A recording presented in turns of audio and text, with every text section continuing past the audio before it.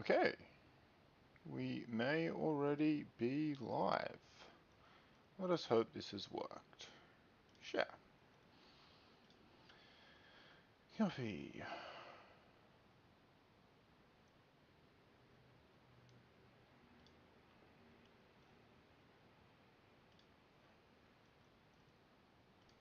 Announcements.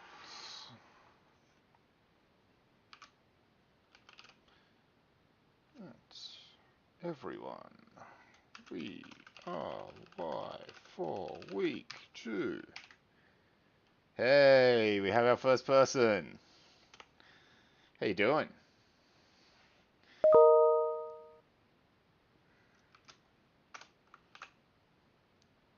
Extra link.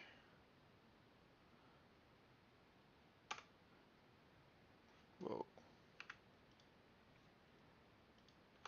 Do I want to annoy more than 600 people? Of course I do. Bang. Discord message out. Canvas announcement. Add. Week 2 live stream. How we doing, everyone? How we doing?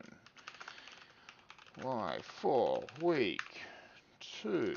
Bam, bam. Annoy 600 more people. Let's go.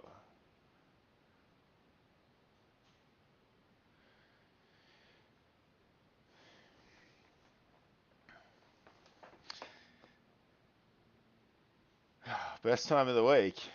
Yeah, it is.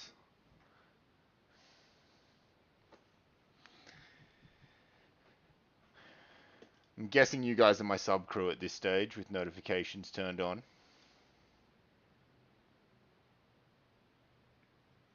Getting crazy already? Yeah, I know the feeling.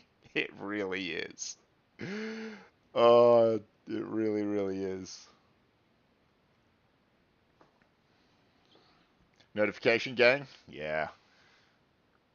I mean, it's got to be nice, right? You don't have to remember. You don't have to like set an alarm. Or I don't know. I don't know if you guys are at uni or at home or whatever, but you don't have to do anything. You just be like, ah, cool.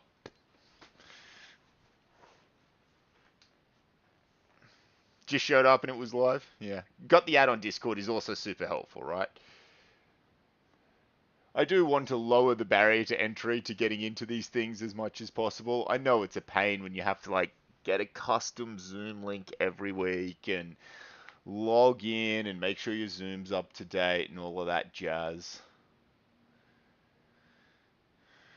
Trigonometry's got hands. Yeah, early maths can be a little bit of a step. Don't worry, you'll adapt. It's okay. It happens to a lot of people though.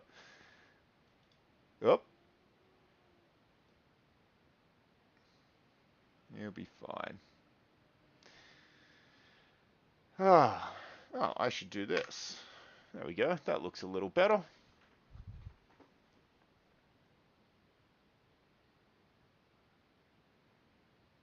Can today's live stream, this is a good question. Can today's live stream be listened to a podcast or must I take notes? All of these live streams are listened to a podcast to the point where I have actively made sure that there is almost never anything I'll put on screen that you need to look at. So that you can treat them like a podcast. Put your headphones in, go walk your dog.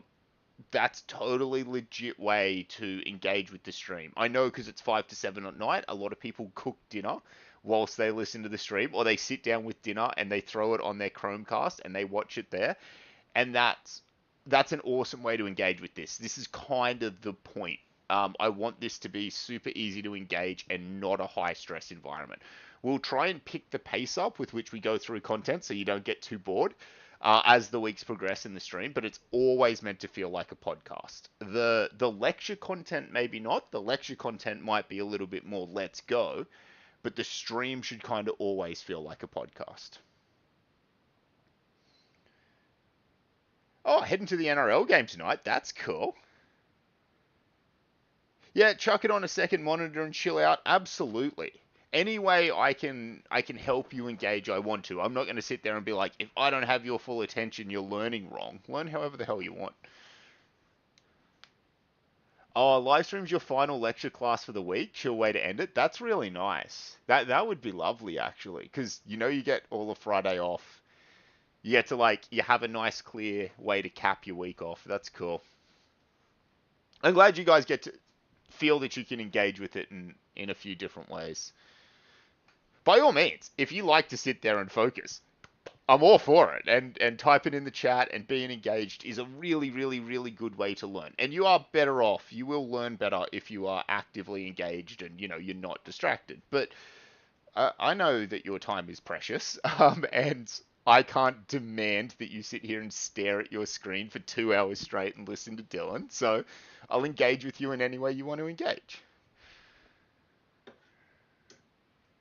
You missed the workshop because you were sick. Did you miss anything super important? Probably. The week 1 and 2 workshops are actually the first 4 week workshops are full of super important stuff. But you were sick. You can't do anything about that. Look at Canvas, have a look at the stuff that's on Canvas, do your best to catch up, and then just know when you hit week 3 to work hard in your week 3 tutorial, and you'll be fine. Did you miss stuff? Yeah. Can you catch up? Kinda. Reading the stuff on Canvas is good, or on Discord if it's there, is good. It's not a replacement, but it's not nothing. And then just work hard in week 3, and you'll be fine. You got heaps of time to get back on the horse there.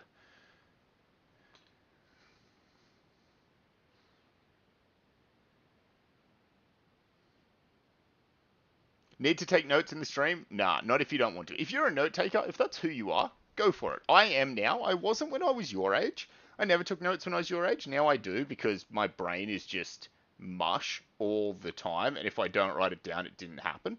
So you can take notes if you want. If that works for you, if that makes your life easier, absolutely take notes. But don't ever feel you need to. Dylan on the big screen, that's a horrifying concept.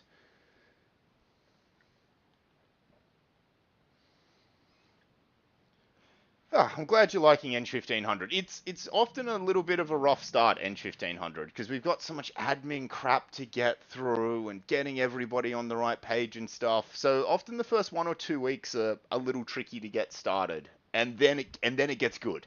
I'm really excited for weeks 4 and 5 to come around because that's when we really start building momentum and going quick. It gets better. So I'm glad you like it now.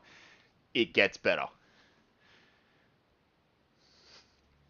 Rent a movie theater for 2 hours. There normally is a group of people who go and book. I think it's often people who have classes from 3 to 5 on a Thursday. So they finish a class at uni and then they immediately have this live stream. They would just book a meeting room and just throw it on the TV in the meeting room and chill out and talk to each other and have a good time and leave it up in the meeting room. So, I mean, don't book a 2 hour lecture theater, but if that works for particularly the classes immediately before this, or if you're at uni, yeah, just go to 420 or 309 or something and chuck it on the big screen. When am I going to ask everybody to like and subscribe? Well, actually, I've got 900 subs. I want to get to 1,000. I don't know how to check how many subs I have. I'd love to get to 1,000 subs for no reason at all. It's completely meaningless. I'd just like to get to 1,000 subs.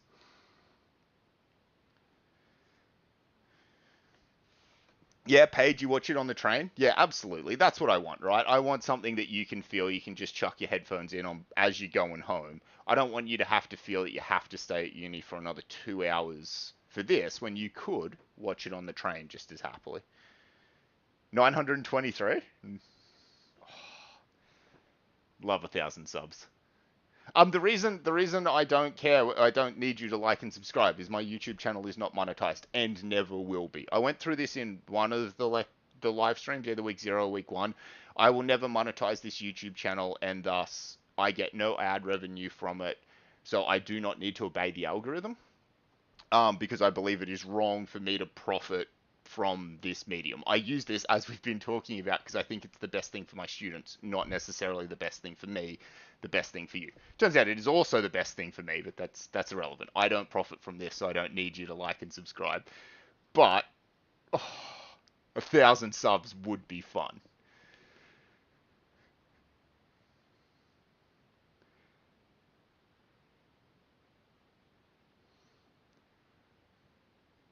Are we allowed to add stuff to our robot? So this is a project-specific question about the robot project. To make them more aesthetically pleasing, you are encouraged to. I strongly advise you get your robot, you give it a name, you give it some personality, you make it be a thing, because that will actually cause you to care more about it and work harder. But yeah, go for it. The only hesitation I'll give here is don't make like major structural changes to the robot. Don't mess with the chassis or cut wheels off or anything like that, because that'll do more harm than good.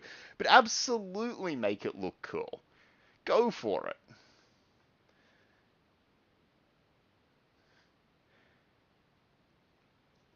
I am not sponsored by Red Bull. I would like to be sponsored by Red Bull. I've worked with Red Bull in the past. I love working with Red Bull. They're really good, but no, I paid my own money for this. I wish to be sponsored by Red Bull. That'd be the dream. Hey, it's 5 past. All right, so it's 5 past. We can get started. Let's get into it, guys. Cool. We're going to smash through some admin. We're going to do this at the start of basically every live stream. I'm going to make it less and less and hopefully faster and faster each week, but it's important at this stage to make sure we're kind of all on the same page. So let's get into it. If you're not in the Discord, please join the Discord. I know over 600 of you are, which means less than 23 of you are not at this stage. And I can't imagine that there's too many left to join, but if you haven't had the opportunity to join the Discord yet, please do so. And if you're still stuck at and you can't get past registration, because this is a weird thing that happens sometimes, just let me make sure. Just want to clean this up so nothing is visible. If you first time you've ever joined the Discord, you might have to come up to this registration and click on this. If you're getting like a weird error and a red box and nothing's showing up correctly, come and click on the registration button.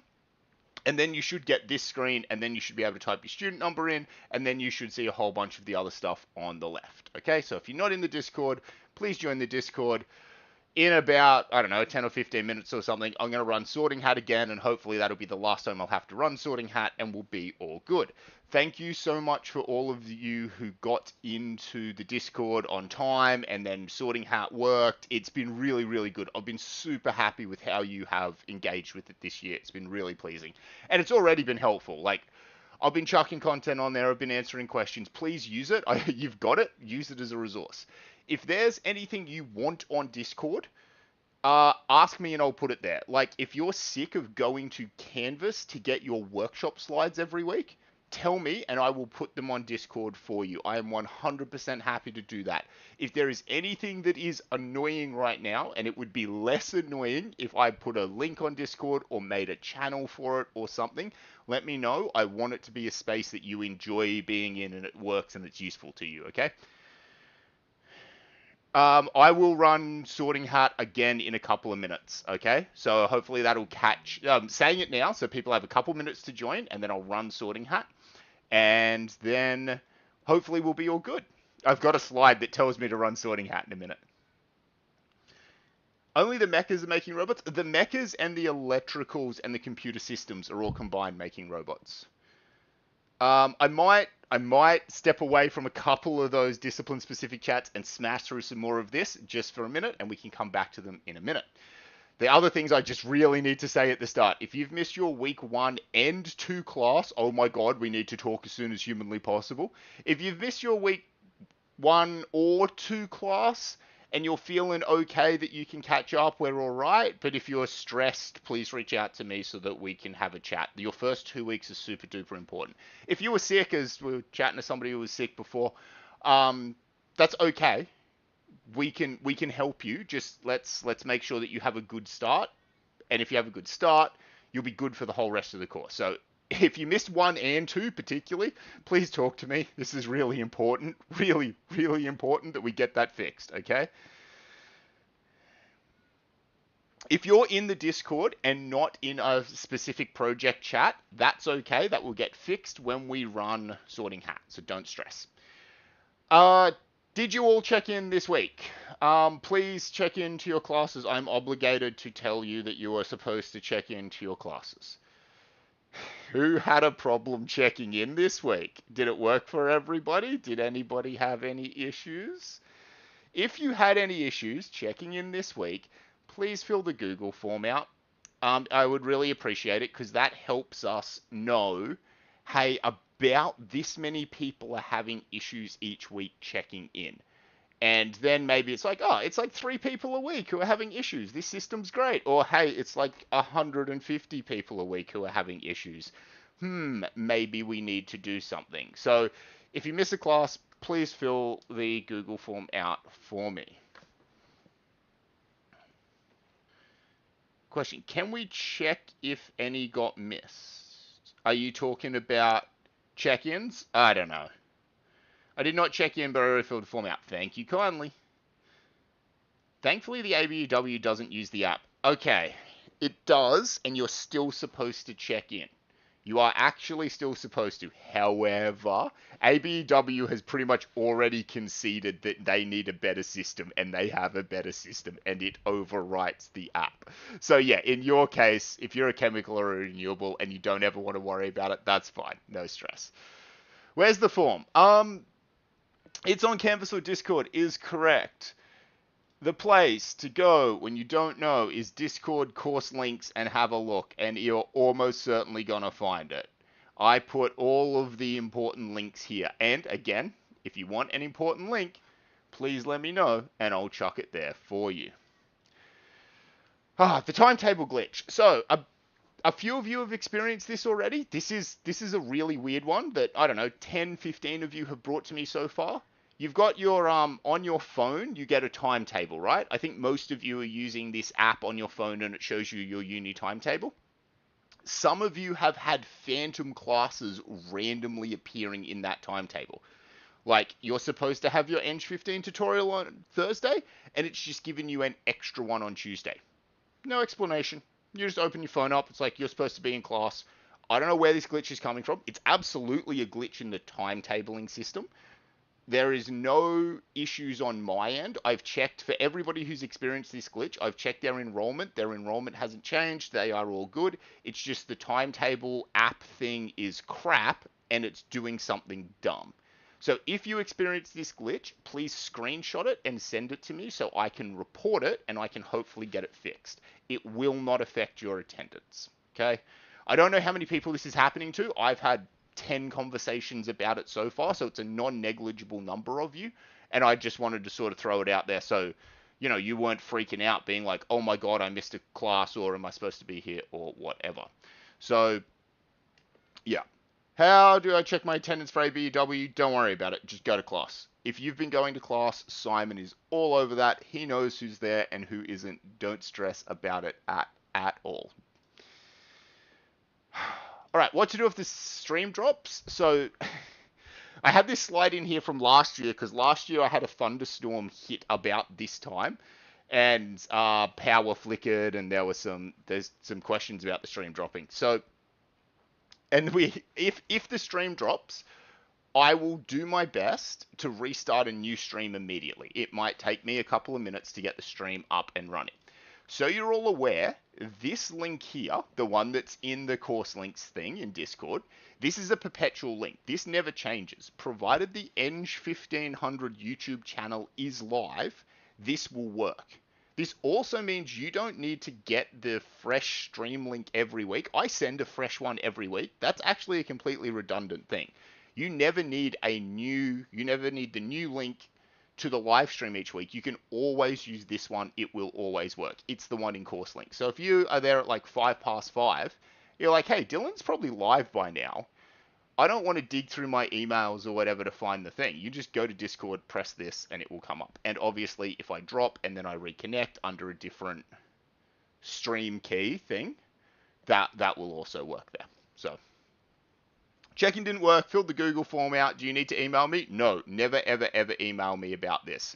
Fill the Google form out, and then you can immediately move on with your life. Cool. Thank you, Paige. You are correct. All right, assessment 1. I hope you have all done assessment 1. It is a very quick, very easy quiz on Canvas. 115 of the students in ENGG1500 as of 20 minutes ago had not done assessment 1. Please go and do it. It's a free 5%. It's kind of important. Please go and do assessment 1.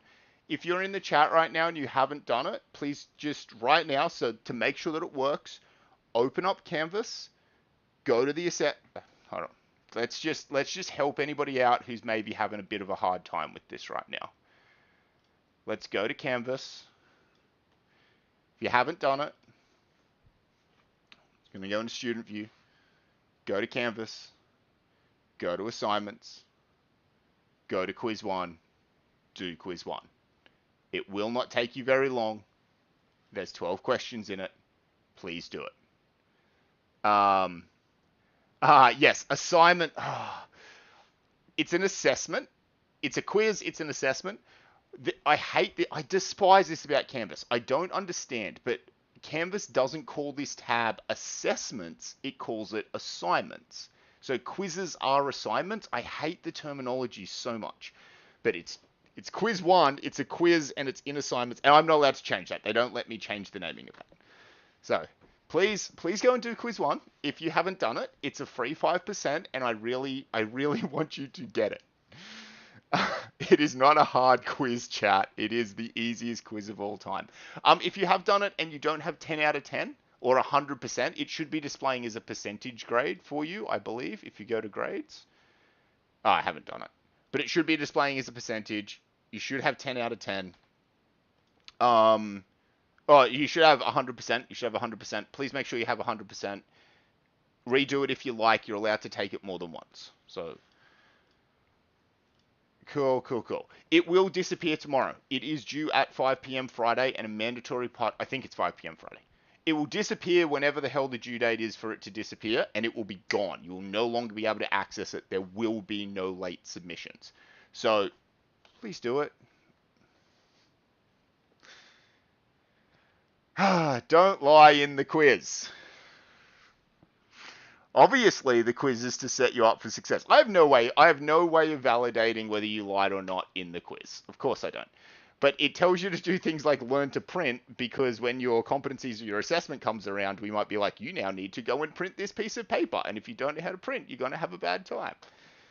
Please do the quiz. But obviously, I have no way of validating it. Please make sure you get 100%. I'm trying to gift you some marks here. Help me help you. Is it midnight? Midnight, you believe? Cool. Whenever it is, just make sure it is done. Oh, hey, Josh. I didn't see you there, buddy. I'll make you a moderator in a second. Can we print stuff at home? You can. You are allowed to print stuff at home, but there is not a single engineering student you'll meet in your second, third, or fourth year who hasn't had to print at uni. You will absolutely need to print at uni. So, know how to do it, because it's not a particularly easy system. As you can already probably tell, uni systems aren't great, and the printing one is notoriously bad.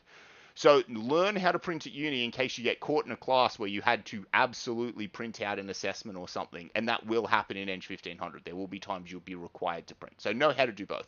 But if you want to have print a major assignment out or something, absolutely go to Officeworks or something and get them to print it and bind it for you. That is totally fine. How do I make your... Oh, there you go. Managing moderator. Here you go, Josh. Be a mod.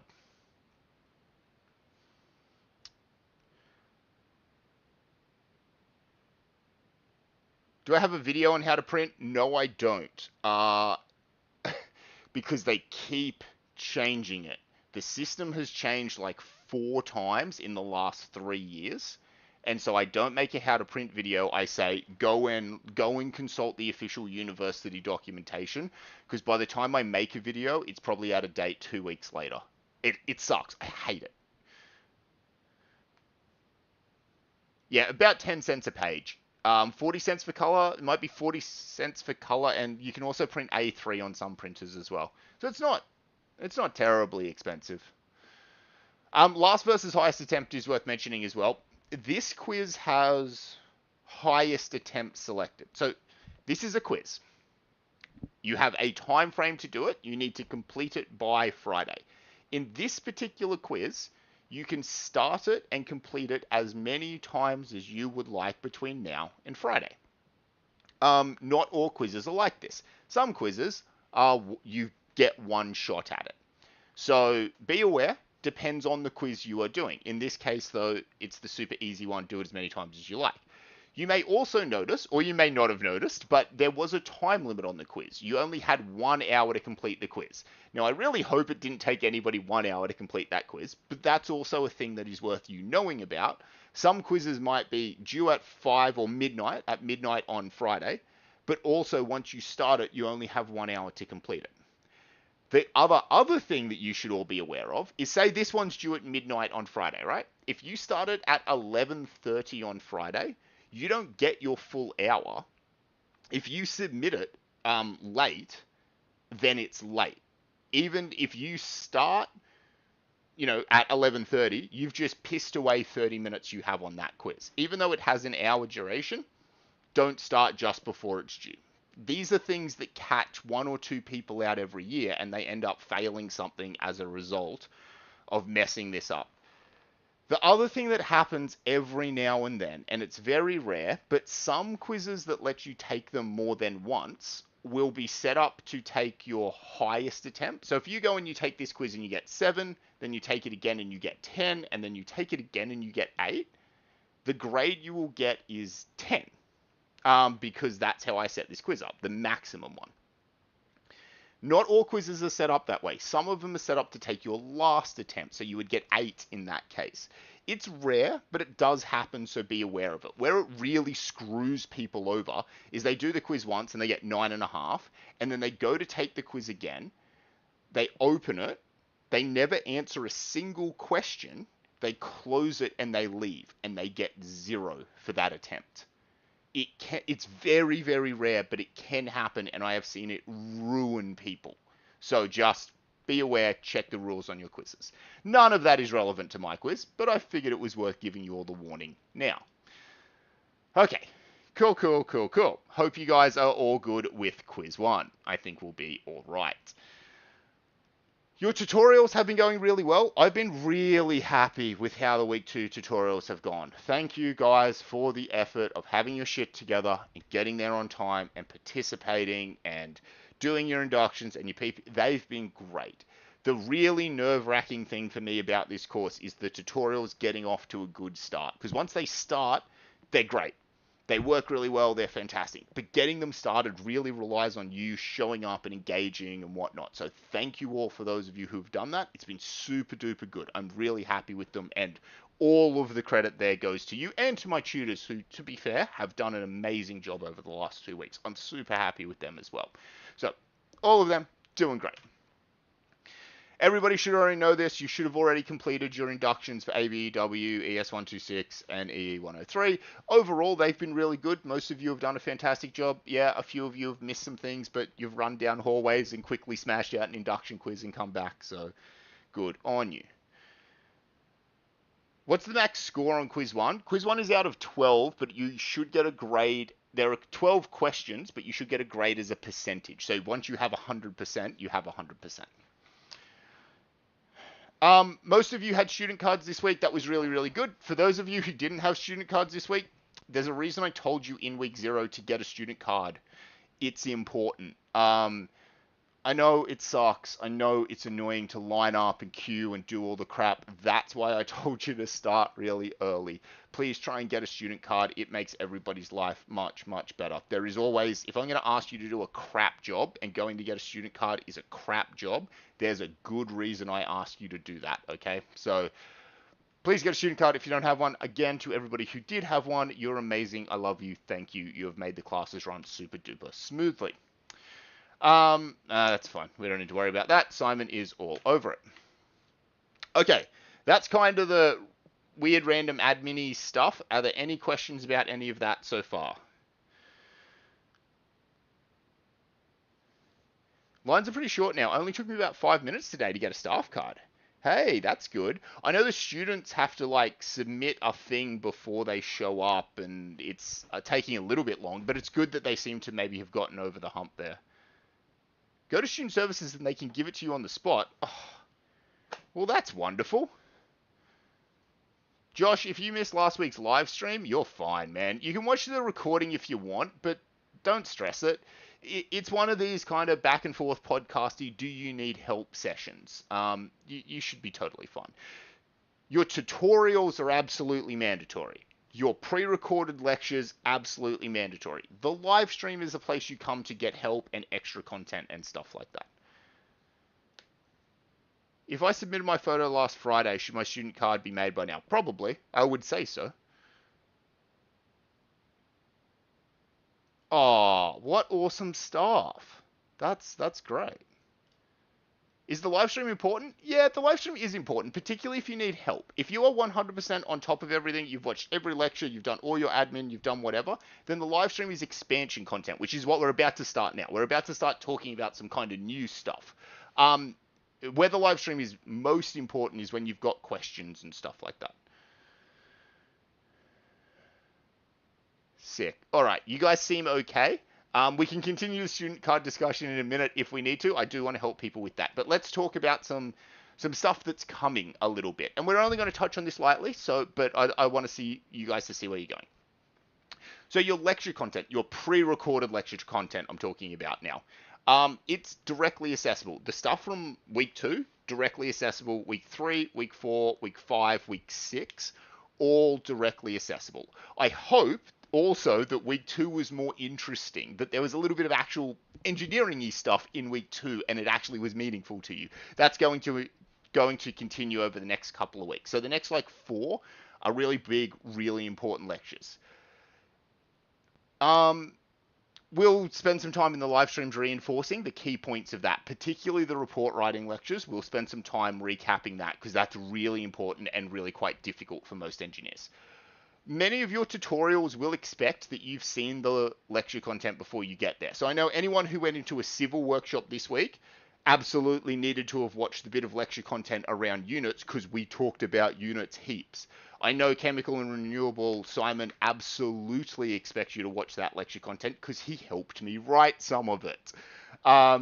The mechs and the arrows with the whole models and assumptions stuff, it was directly relevant to what you were doing. So some of you will see this absolute, oh crap, I really should have watched that lecture because it was completely the same content in the tutorial, just with a different spin. The rest of you might be sitting there going, I don't understand how models and assumptions and units is related to my project at all. Don't worry, it's coming. But I do fully acknowledge that in some of the projects, the mapping of lecture content to where you're up to in your project right now aren't very linear. Sometimes they're a bit roundabout. It is coming. It will be relevant. I can promise you that. But I fully acknowledge it's not always super clear. And that's okay. Bear with me. It will, by about week 5, have all made sense to you. Cool. And the structure every week will be the same. Every week you'll get an admin video from me. It will always be separated from the content lecture so that you can watch them independently as you need to. And then if there is discipline-specific content, you'll get that as well. Next week, we're going to start talking about the engineering method. So we're going to start talking about how, as an engineer, you should approach a complex engineering process. So something really complicated, like your projects that you're doing this year, which have got multiple variables and a whole bunch of what we call multivariable optimization to do, and some human-centered design. So how do we do that as engineers? How do we tackle these big, wide, wicked problems? That's the name for them, wicked problems.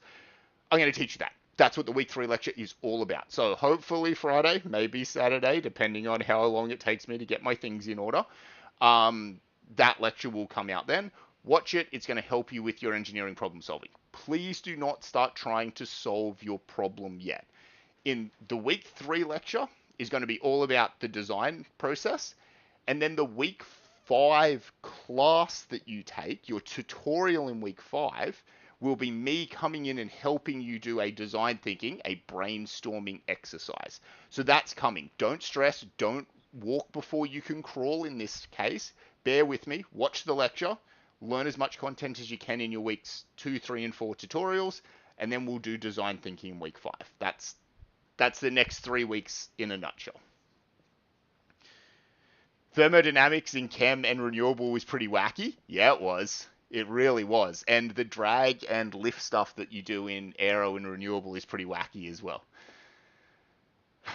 All right, tying in with these things, this lecture content, another thing that is coming, it is not here yet, but it is coming, is assessment 2. So this will be write a report. Next week, I'm going to talk about it in the live stream. I'm going to dedicate, I don't know, 15 minutes or something in the live stream to talking about this assessment, what I want you to do, how I want you to tackle it. It won't necessarily be officially released at that stage, but it's being released at that stage, okay? There might be a couple little bits of wording and stuff that I adapt between then and its official release. But next week, we're going to spend a bunch of time talking about the assessment 2. So be here for that. I'm going to try and help you. And the same in the subsequent live streams after that, I will dedicate some time. In week 4, it might be a little bit of time. In week 5, it might be a ton of time to helping you with this assessment. That's going to kind of become the live streams moving forward. I'll make you a Discord channel for it. I might make a couple of YouTube videos to help you out with it as well. Like, what is assessment 2? Maybe a helpful tips and tricks for assessment 2. You'll see them, but I'll make you a Discord channel where you can chuck your FAQs as well. Cool. We'll talk about that next week. All right. Another thing that is coming, does being late to a tutorial count as not attending? It depends on how much you miss. It can. It depends on how much you miss. Sorry, I can't give you a better answer than that. Sweet. Sorry, I'm just going to quickly read chat in case I've missed something important. Okay, it seems like that's mainly student card convos, so sweet. I can come back to that. If I have missed anything important, I promise I will come back to it. Competencies, another thing that is coming. So either next week or the week after, you'll start your competencies. So I think this list is right. I wrote this from memory, but I'm pretty sure next week, mech, aero, civil, possibly education. Josh, you're in the chat. Does education start in week 3 or week 4 with their competency? And the solar desal, so chemical and renewable, you will all start on your competencies next week, and all of the rest of you will start on it the week after. What your competency is a task to get you in and getting you doing something. You've all been sort of sitting there either listening to somebody talk to you or maybe working through some labs in a very structured way. Your competency is going to give you a set of instructions and say, go and do this thing to prove you are competent in the lab. Education will do it in week 4. Okay, cool. I can very quickly, little bit of, let's just cut you out of there and put you in there. Problem solved. Don't know why this is a relevant thing to do now, but that's okay. Fixed it. Your competency is going to get you in and get you to do something. We are assessing a few things here. We want you to demonstrate your ability to use the tools you have been learning appropriately. And this sentence can be interpreted in a few different ways. For some of you in a workshop, it will mean using the tools, like picking up a saw, cutting a piece of wood, and not slicing your thumb off. We're looking for that. We're looking for your ability to safely use tools such that we can say, I bless this person competent in the room. For some of you, it might be more using your tools, like using your programming skills or your wiring skills or your something like that skills, in order to demonstrate that you're capable of doing the things we want you to do. There's a difference between copying somebody else's code down and writing a little bit of your own. So it's going to get you to do some of that. It's also getting you, deliberately is assessing you on your ability to follow instructions. We've given you a set of instructions. They're not always very good, and we want you to go through and see if you can follow them. Part of the learning objective here is we want you to acknowledge when it comes to planning your projects and your own final builds, when there is no set of instructions, that it is worth putting the time and effort into planning appropriately.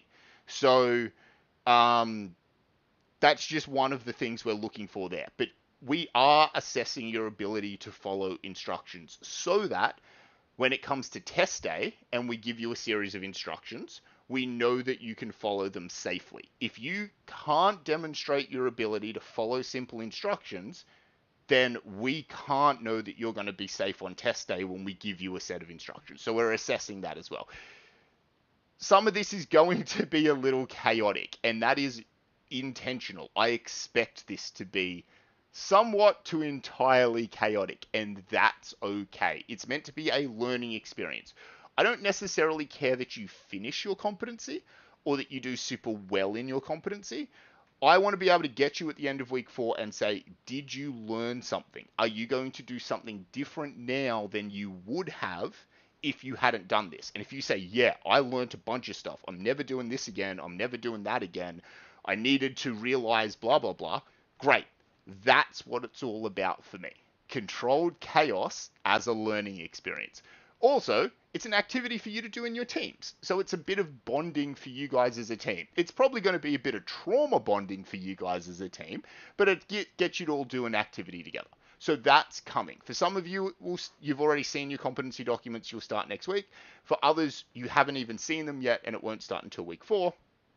Sorry, I know it would be nice if everybody was at the same time, but that's just not how the projects are laid out. So cool. I'm just going to have a quick check of the chat again. You hate it when you cut your thumb off? Get you every time. Every one of those 2 times that you get to cut your thumb off. Is the competency marked or graded? It's a good question.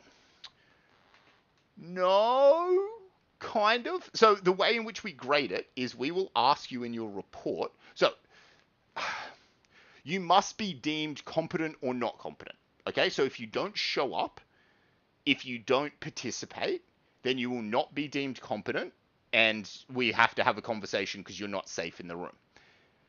But that's literally it. Show up and have a go. If you are required to make a straight saw cut and yours looks like this, that's fine. As long as you don't lose a thumb, we will deem you competent for having a go. So we need you to have a go. That's a requirement, but that bar is pretty low. So that's one bit. So it's kind of graded in that way. In your assessment 2, you'll be required to talk about what you learnt from your competency. And in some cases, the worse you screw it up, the more things you'll be able to talk about what you learnt. And there will be a grade associated to you talking about what you learnt during your competency. So what I want you to take solace here in is you can royally screw the pooch on this and not have it ever affect your grades, provided you show up, you genuinely engage, you have a go, and you learn something. You will be totally fine. Trauma bonding is great. Don't worry about it. Is there anything you should know about the aero competency? You should read the document. Read the document and read the document. That's what I'm going for. All right, a new thing that we're doing this year. This is new. So we've never done this in full force before, but we're going to make our 3D print farm available for all of you to use if you would like to. You don't have to do this.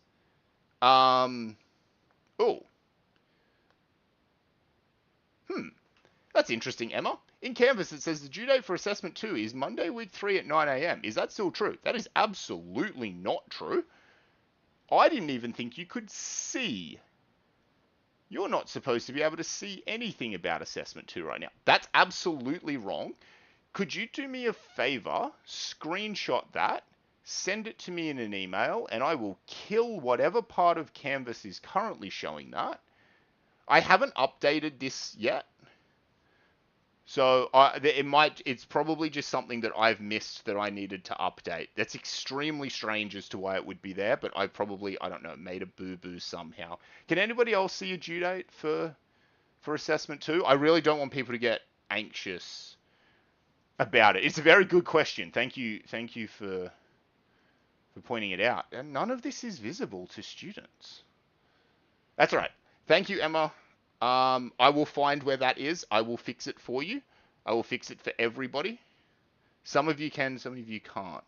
I have week 6 at 5 p.m. That's correct. I don't know how you can see that, but that one is correct. That's when it should be. That's all right. I'll fix it after the stream. Thank you for pointing it out. Yeah, I understand. It is very confusing. I'll get on to that for you. Interesting. All right. Nope. Thank you, Emma. That's wonderful. That's perfect. I'll get that fixed. Sorry for the confusion, everyone. I'll have all of this fixed by the week 3 live stream, and then we can talk about it properly in the week 3 live stream, and it'll be all good from there. I'll cull any confusion then, hopefully. So don't stress, and if you have questions, please feel free to ask. I don't want you to stress about it. Back to what I was saying. The 3D printing print farm is going to be available. So for the first time ever, we've got a 3D print farm. We've put it together, and it's available for ENGG1500 students to use. We've done this because I and a few of my colleagues believe that 3D printing is a really useful skill for engineers to learn. And part of the problem we have at the moment is some people come through and they already know how to use 3D printers because they have their own or whatever, or they learnt it in high school or something, and they already know what they're doing, so it's really easy for them to just keep printing stuff. But somebody who's never done any of this before is like, I don't know how to use one of these things. And then they don't try to print something even when printing would be a really good solution because everything is new and novel to them. So Dylan's master plan is this. In your competencies, give you all the option to try some 3D printing out. So what I've done is made a playlist for you. It's got, whenever you do 3D printing, you generally move through sort of 3 stages. You make a model in a computer simulation model of something, so a model on a computer. You take that and you feed that model to what we call a slicer, something that turns that 3D model into a list of instructions for a machine to use to build something. And then you send that list of instructions to a 3D printer. The 3D printer follows those instructions and makes the thing that you want. So I've made a playlist. It's got videos on all of these and how it works with our specific printers, because these things like the slicing and the printing and stuff are unique to our specific printers.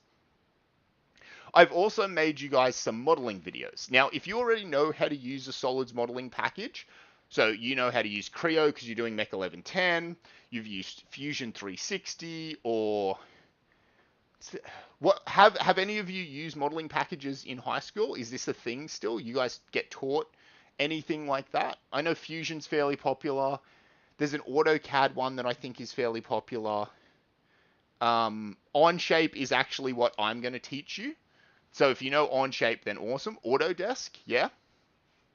AutoCAD, cool. So if you already know how to use any of those, Inventor, sweet. If you know how to use one of those, just use one of those. It doesn't matter. All you have to do is some 3D modeling and then make an STL. And once you have an STL, which will be easy to do, just Google how do I make an STL from a Fusion or from Inventor or from whatever. You're great. Throw that STL into the slicer, you'll be fine. If you've never used one of these before, good. I made a whole video playlist just for you so that you can learn how to use one of these things. All right. So watch that. There's discipline specific ones. Like there's one for civil. There's one for, there's not one. Yeah, there's one for Enviro. There's one for civil. There's one for all sorts of different people. You can go and watch that if you want to learn, and then watch the slicing, and then watch the printing videos. Tinkercad is also a good one. These videos should be available both on Discord and on Canvas. I made a, yeah, there we go. Yeah. I made a channel for you, 3D printing in ENGG1500. I put the videos here, link to the slicer that we use, all the things, they're all here. So if you wanna print, come in here, get to this. If you've got questions, please post them here. We've never done this before. This will be the largest scale rollout of the, this is rolling the print farm out to more students at once than we've ever done before. So if I expect some things to go wrong and there to be some questions, that's kind of why we're doing this so early in semester. If you have questions, please ask. We'll try and help you. We'll try and get this to work. But if you've never printed before in your life and you want to learn, have a crack. This is a really good, low stress, easy way for you to have a crack at 3D printing and see if it works. And if it all goes to hell, doesn't matter. Don't worry about it. It's not mandatory. It's totally fine. We can have a chat about what worked, what didn't work, and try and help you for your project moving forward. Can we only access the print farm this semester? You can only access the print farm provided you have somebody to pay for it. So if you're in a course that's granting you access, then you can do it. If you join something like New Teams, you'll be able to print your New Teams things through there. So it's not a it's not an open access thing, it's a subscription based thing. So I, with ENGG1500, have subscribed to the print farm on your behalf, essentially. Does the uni have a metal 3D printer? Nope. We looked at buying one. They're dumb. We shouldn't get one. Like, they're great. They're great. Dylan's a material scientist. Dylan absolutely wants a metal 3D printer for his research because they're really cool. But the actual use case for a metal 3D printer is extremely narrow. And there are very few people who need one. Most people would be much better off to print in plastic and cast. We don't have one. We will get one in the next couple of years. But the things that are on the market are not appropriate for what we want right now. I met with people trying to sell us a metal 3D printer a couple of months ago. I was like, guys, this is not what you should be trying to sell to us. This is completely not fit for purpose. So anyway, no, we don't. We'll get one eventually. We'll get one probably before you hit fourth year. We allowed to use it for personal use? Nope. No, you are not. Do we have resin printers? Yeah, we have a few. Again, in the sense in which we use them, we have no current uses for resin printers, but the uni does have a few of them scattered around. We will almost certainly expand our print farm to a bunch of resin printers at some stage, but we honestly haven't had a real need for it.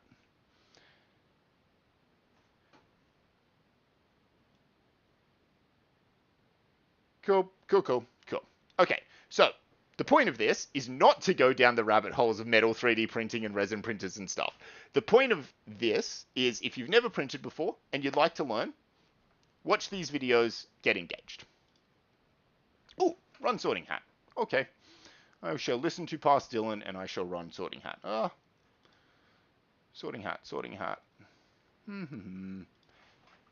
Admin, bot commands. Sorting hat. Sorting. Fantastic. All right. Whilst this is running, just to point out, I understand that when I tell you something like, hey, or make sure you're in the Discord by this particular time, you don't understand why I'm telling you that. And thus there is a tendency to be like, screw you, Dylan, I'll do it when it's convenient for me. And I get that. I really super get that. But if I ever ask you to do something, there is always, I think at least there's always a good reason behind it. I despise academics just using their students as slaves. I respect your time. The only reason I'm going to try and take time off you is when there is a bigger time saving to be made for it.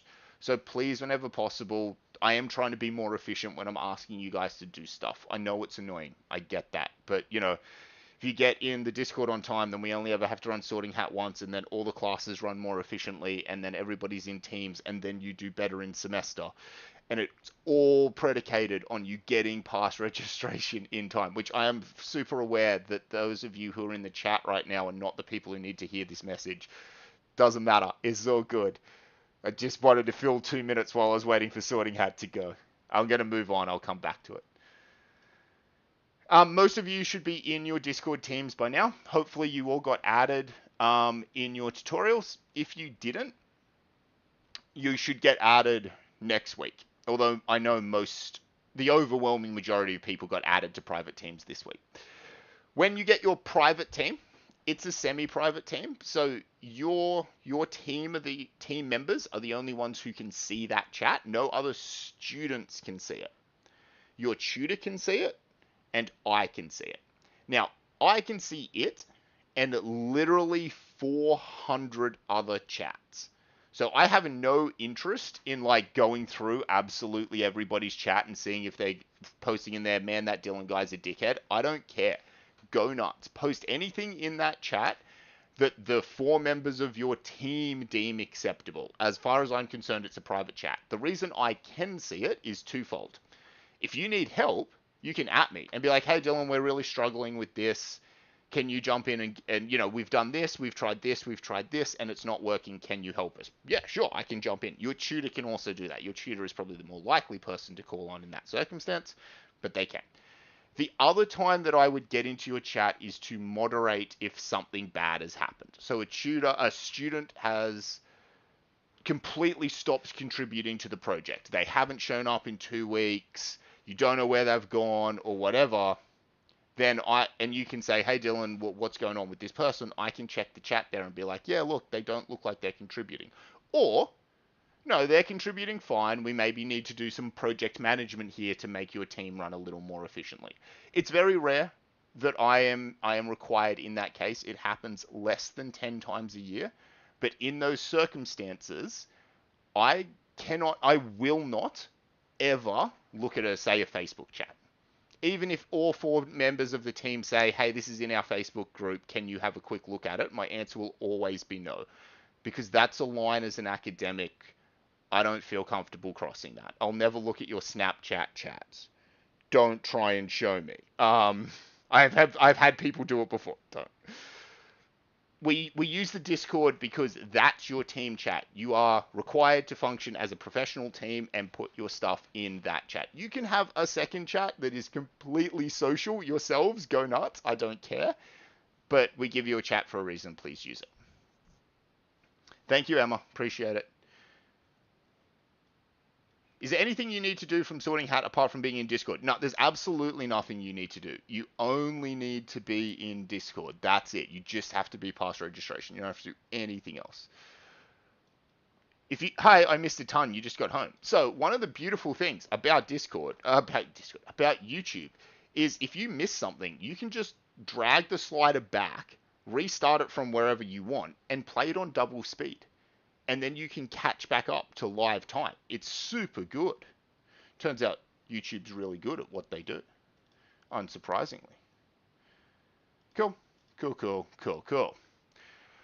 All right, that's sorting. We are going to have a little bit of fun in a second. I'm just checking out everything else. All right. You're good. So, let's have a little bit of a recap of some lecture content.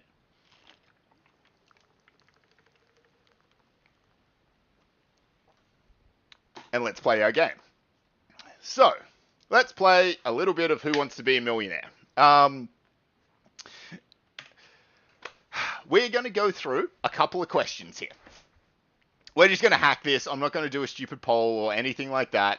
I'm just going to ask you to dump numbers, A, B, C, or D in chat. What I'm trying to do here is get you to get you to reinforce some of the key things that I wanted you to take away from the units lecture. This is not going to be hard, and it's not going to take very long.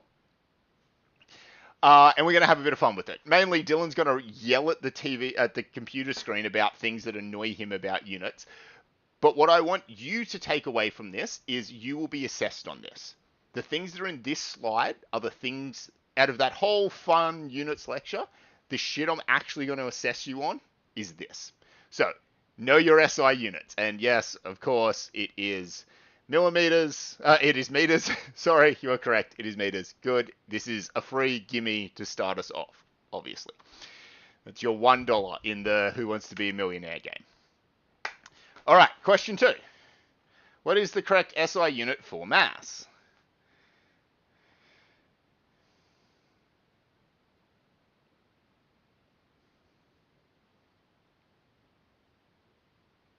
Cool.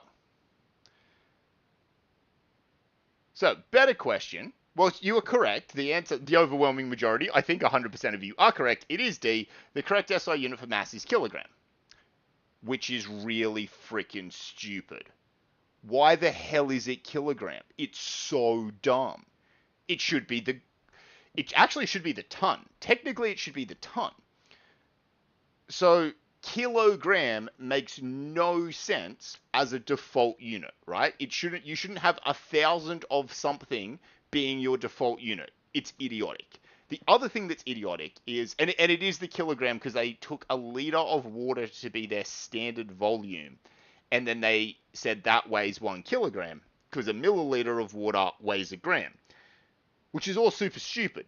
You have a unit of length, the meter, which we just established, which means you have a unit of volume, the meter cubed. If you want to fill it with water, you can. You now have a standard unit of weight, the ton. That should be the standard. It's idiotic that it's not the ton, but it's not the ton, and that's how it is. So this is one of the things you have to memorize. Dylan yells at the screen. Remember this one. It is the one and only case where the default SI unit is not the base unit. All right, a little bit trickier. This one might become this might get a few people. So which one has the correct formatting here?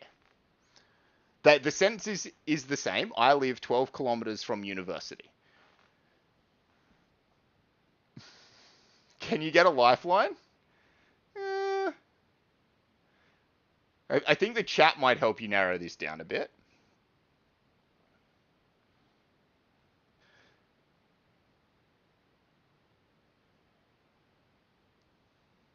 So, little bit of a mix here. Lots of D's, a couple of B's. Ask the audience. Yes, essentially you've got ask the audience available as a lifeline every single time here. It was in the week 2 lecture. Yeah, it absolutely. All of these things were in the week 2 lecture. We're reinforcing the things that are accessible from that lecture.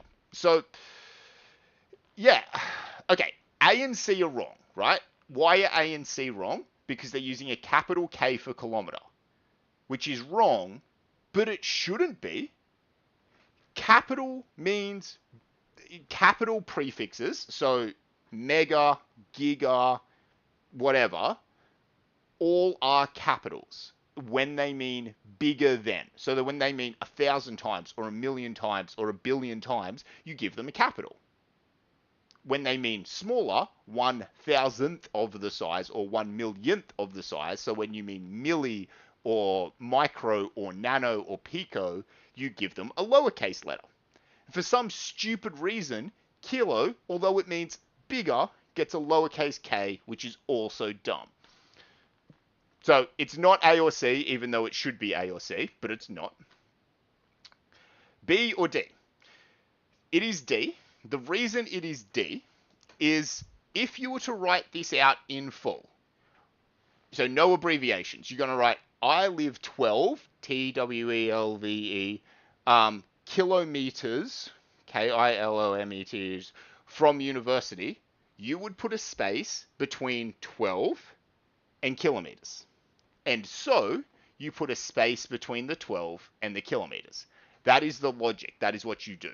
When I was your age, I hated the way this looked. This boiled my blood every time, but I was forced to acknowledge that this is wrong, this is right, deal with it. This right here, this mistake, is the number one thing that you can use to separate out. If I had to just be like, which of these are people who know what they're talking about, and who in this pile of reports is an absolute noob and who is not an absolute noob, you can, with probably 90% certainty, separate those on this formatting mistake alone. Pay attention to this. It is worth a huge amount of marks because it biases your marker massively. It is an absolute noob's mistake to do this. Don't do it. I hate it. I hated it, when I was your age. I now quite like it, but I hated it when I was your age. Doesn't matter. It's a noob's mistake. Don't do it. All right, correct formatting. Which one of these is formatted correctly? You are looking at newtons, meters, watts, and seconds in this case.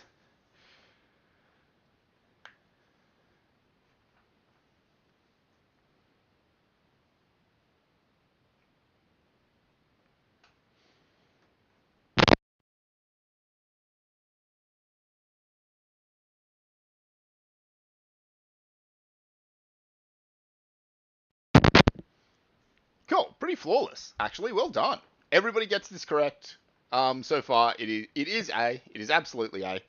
So the rule here is these are all units. A unit named after a person gets a capital N. So Newton was a person, gets a capital N. Meter was not a person, gets a lowercase m. W for Watt, James Watt. He was a person. Did steam engine stuff. Gets a capital W. And seconds, lowercase s. This, I also wanted to point out, the correct abbreviation of seconds is S. It is not SEC, SEC. It's really common to see SEC written for SEC. It's not that. It's just S. Sometimes it feels a bit gross, particularly when you're writing hours and minutes and seconds and stuff. And I occasionally fall into this trap as well and have to remember and go back and delete it. It's just S for seconds.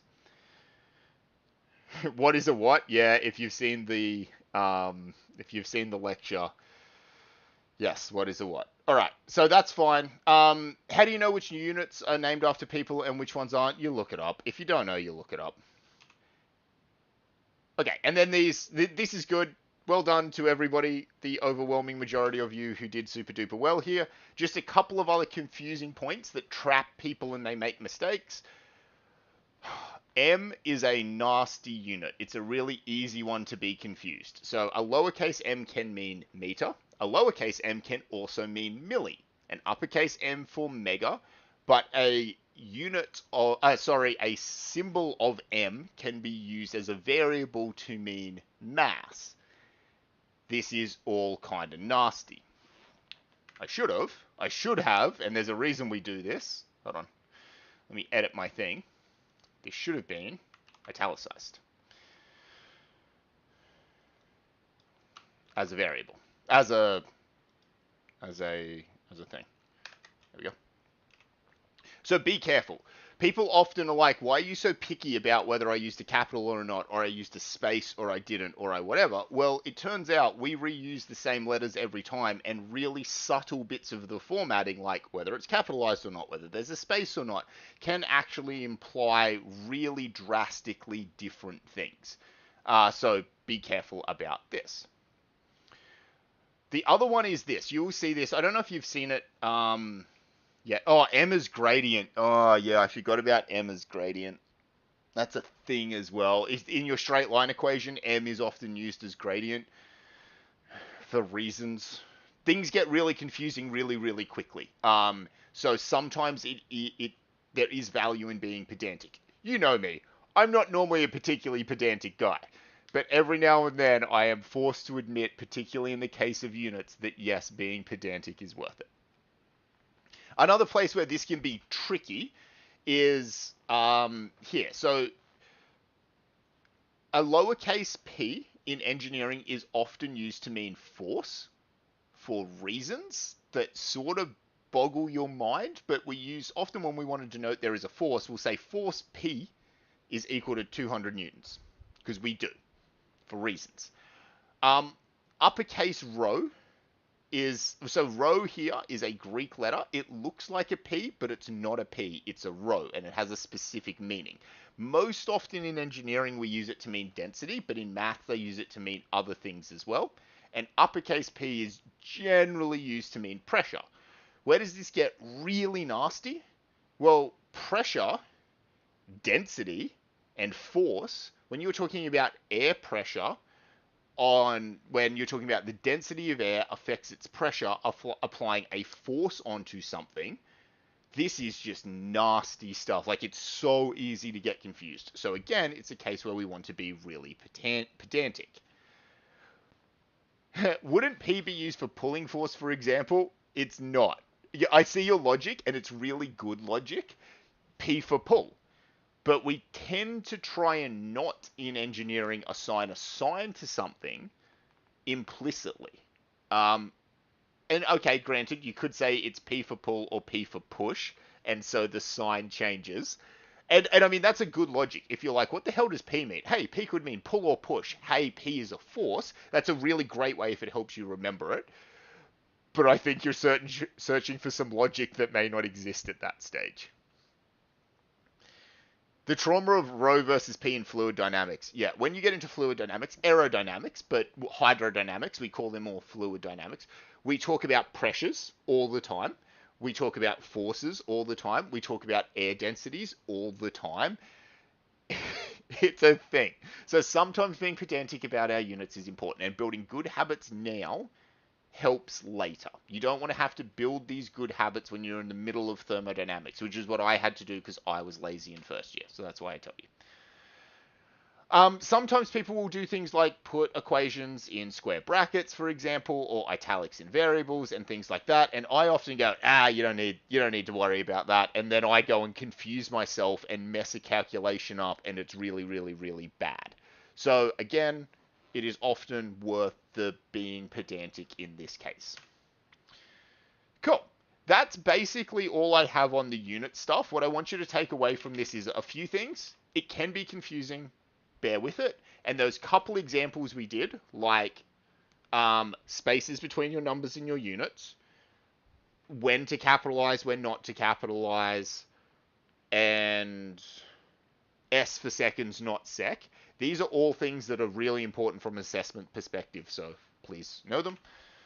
That's it. Do you guys have any questions about the unit stuff? Very happy if you're like confused or whatever to have a bit of a chat about it. Or I'm happy to talk about models and assumptions from now as well. That was the other part of the lecture. I haven't put any content together around this, but I'm very happy to answer any questions you might have around it. So I understand that when we did models and assumptions in the lecture, we did the drag equation. Where's a ball? How do I not have a ball within arm's reach? Oh, terrible. Anyway, we did models and assumptions. We did drag as our models and assumptions thing in the lecture. I understand that not all disciplines maybe understood why this was relevant. If you'd like to deep dive, if you'd like to talk about it, please let me know. I'm happy to talk about it. When will we be tested on this? This will be extremely important in your report writing. So when it comes to writing your reports, you're basically going to get given a rubric on the things to mark on. And one of the things that's going to be really, really highly marked is correctly formatted units. And that's going to be worth heaps. So that's the main place you'll be assessed on it. Other courses will assess you as well, but in ENGG1500, that's where you'll be assessed on it. So does anybody have any questions around either the models and assumption stuff in the lectures? Because I acknowledge that maybe that was new to you. Maybe it was a way that you hadn't really thought about seeing the world. I'm very happy to answer any of that. Will software kids be assessed on this too? Yeah, you will be. It's worth pointing out here, some of you will have more unitsy stuff in your projects than others. Those of you doing the solar decel project who did some thermodynamics this week will be like, yeah, units are a thing, guys, pay attention. Those of you doing software are like, dude, we haven't done any maths yet. Where would we be putting units? That valid point, absolutely valid point. It's not equal across all of the projects at this stage. And to be fair, it's probably not equal across all the engineering degrees. Software engineers throughout the entire world probably use less units than chemical engineers do, because chemical engineers do like more thermodynamics and stuff like that, where units are super duper important. And I fully concede that fact. What I will say to those of you who are sitting there, and this also applies to models and assumptions as well, you do need to be able to work with each other. So I work with software engineers all the time.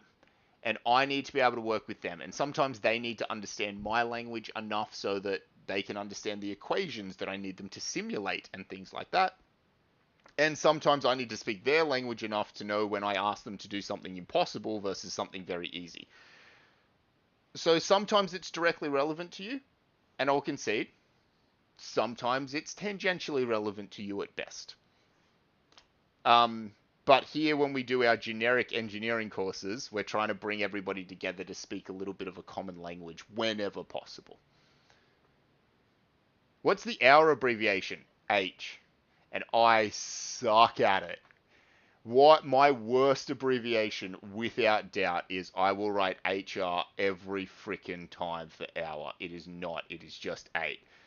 And whenever I can, I'll write 3,600 seconds so I don't have to deal with it. Dealing with hours and minutes and seconds sucks from a consistency point of view, because it's H for hour, min for minute, so that we're not using M, because M would imply meter, and S for seconds. And I'm terrible. I will write HR min, and the time where I screw up the most and write SEC is when I've done that. 2 hours, 8 min, and 3 SEC for sec. I'm so bad at it. So I'm constantly trying to catch myself on that. Will a part of the report include discussing the assumptions we made for any models we may have used? Yeah, 100%. So your report will have a few sections in it, and one of them will be assumptions and models within your project. Absolutely. How about surveying? Sorry, what about surveying? I understand that I might be a little bit late getting to your comment. Is a software engineer even an engineer? Yes, that's why you're in this course.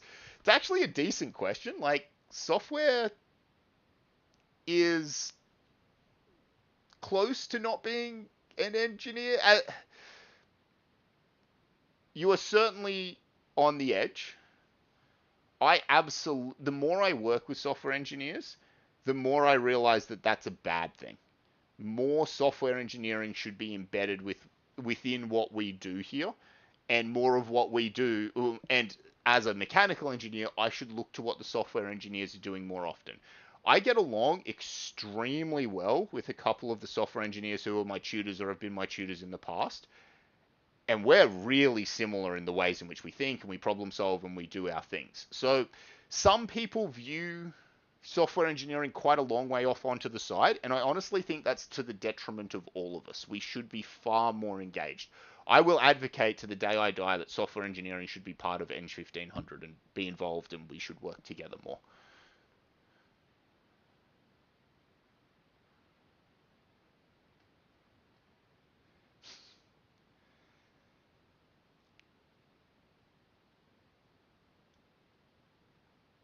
Cool. All right.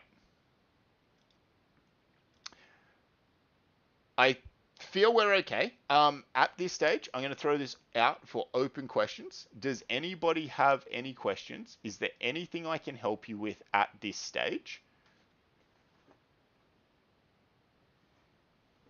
M for minutes? Is it M for minutes? I thought it was MIN because M is could be confused with meter.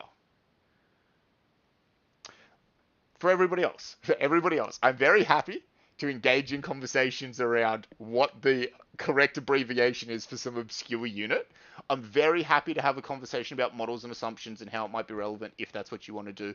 I'm very happy to sit here and bag out software engineers. But if you don't have any questions, you are free to go. Go and enjoy your life. I will never keep you in this stream longer than I need to. As I said before, I value your time. If you don't have any questions, you're free. Enjoy your evening. If you want to bag some software engineers, stay and have fun. M is literally everything. Yeah. Will our upcoming report be discussed in our live stream or one-on-one in our lectures? In your live stream. You might want to rewatch a bit of this live stream because I spoke about that at length. But yeah, absolutely. Next week we will be engaging heavily in that. How to study for 1500? Go to your classes. Go to your tutorials is the main one. Go to your tutorials, watch your lectures. Consider watching a lecture if you don't understand it very well twice. Watch it through once and then watch it through again, maybe at double speed. It'll help you pick some things up. But for the first 4 weeks, the objective of ENG1500, the way that you do well, is not poring over notes. That's absolutely not the correct thing to do, which sounds weird because that's what most people will tell you. They'll say, go and read a textbook or write notes and reread your notes. It's absolutely not true for this course. For this course, what we want you to do is 2 things. Get on top of the admin load. So anything that's in an admin lecture, absolutely make sure you've done it. Not because any of it's hard, just because it's crap and it gets in the way if you haven't done it and it slows you down. And then the other thing is engage in your tutorial content and lecture content to the best of your ability. Show up, be present, ask questions, do that, and you will do super duper well. That is way more important than writing notes or reading textbooks or anything like that for this course. That may not be true for all of your courses, but it absolutely is for this one.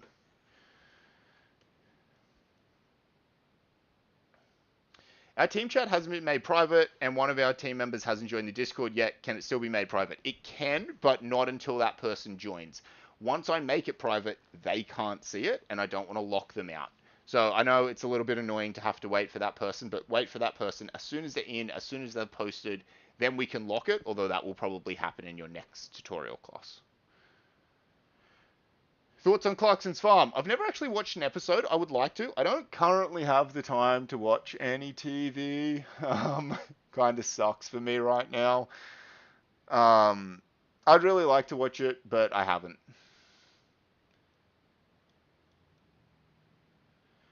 Can we talk about how cursed kilowatt hours are? Do not get me started. Kilowatt hours are abysmal units. I have a startup company that myself and a few of my colleagues from the university we spun out a startup company. We make energy storage material, so we store energy as heat that you collect through the day, and then you can use it to like run steam turbines and make power at night. It's a battery is a gross oversimplification, but it's basically what it is. The nightmare of talking about watts versus kilowatt hours thermal that you store in your system versus kilowatt hours electrical that you pump out into the grid through a thing that is working at a voltage and a current, which means it's voltage and current, which means watts. They're so difficult. They're so difficult. They're so crap. I hate kilowatt hours. Is it possible to get an email when the lectures are uploaded? You do. I make a Canvas announcement, which gets sent as an email. Unless you have gone into your Canvas settings and turned off getting emails when I make announcements, you should all have gotten an email when I did this. Unless I fucked up and didn't hit post. No, it's there. I can see it. Did you all get an email? You should have. I got the email. So unless you've gone and turned your notifications off, you should have got it. The other thing is though, it's on Discord. You'll always get your weekly announcement every week in Discord, and it will tell you. Okay, so as soon as your lecture content is up, the first thing I do is go into your weekly update and make your weekly update, which contains your lecture link. It will contain a lecture link every single week. It'll be there. It'll contain last week's lectures in case you've missed it and last week's live stream. So it's all in your weekly update. The second it's ready to go, that is the first place it goes. So you'll always get that announcement every week. So you never have to stress.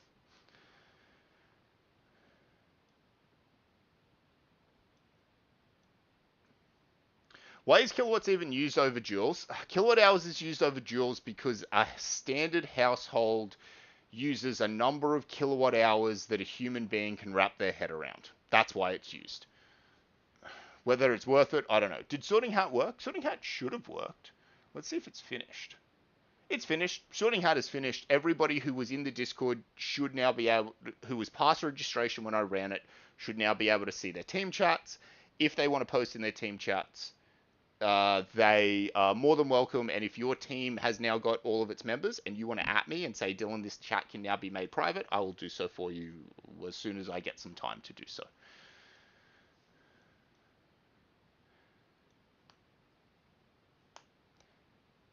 We get marked as an individual basis even though we're in groups. Yep, correct. So that way, if you have one slacking group member, they don't drag the whole team down. We can compensate for that. And if you're outstanding, like you have a good group and your whole group is like, man, that person killed it. They were amazing. Then I can potentially bump that person up as well, which is really nice. There's a whole video on cursed units on YouTube. I'm unsurprised. That sounds fun. Who is Royson and why are there posters of him? Royson is the possum. If you hang out in the ES building late in the evenings, which you will all end up doing, you will meet the possums who live in the ceiling, particularly on the 3rd and 4th floor. They've chewed their way through some of the corner tiles and they'll come and they'll peek into the rooms. Some of the senior students named one of them Royson, and they got a bunch of ChatGPT posters made up and stuff like that. Yes, that is Royson. It's culture, and I'm glad that we have some of it. Thanks, Josh. Good to have you engaged. You got an email? Sick. Cool. Am I responsible for the Red Bull fridge in ES126? Yes, I did a project with Holden, the Red Bull Holden racing team a couple of years ago. Josh Bywater, who was in the chat before, was actually a first year at the time, and he did this project as his ENGG1500 project. It was a super cool project. It was really fun. And they gave me a Red Bull fridge and stocked it every week for me, which was fantastic. That's when I used to argue, when you could have made an argument I was sponsored by Red Bull, but they never paid me money. They just gave me free Red Bull, which, to be honest, that's what I would have spent the money on anyway. So, you know. Cool. I have no idea what's on the dinner menu tonight. Sadness and work. Probably those things.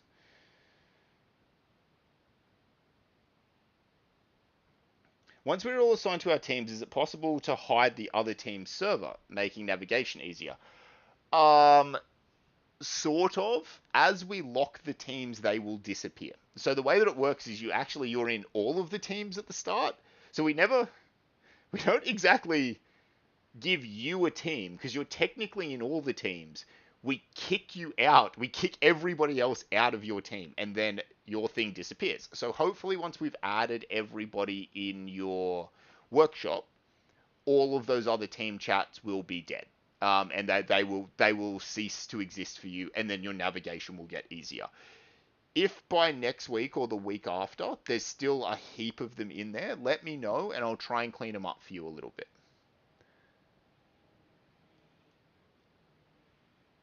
Any thoughts on studying another degree down the line, such as business or MBA?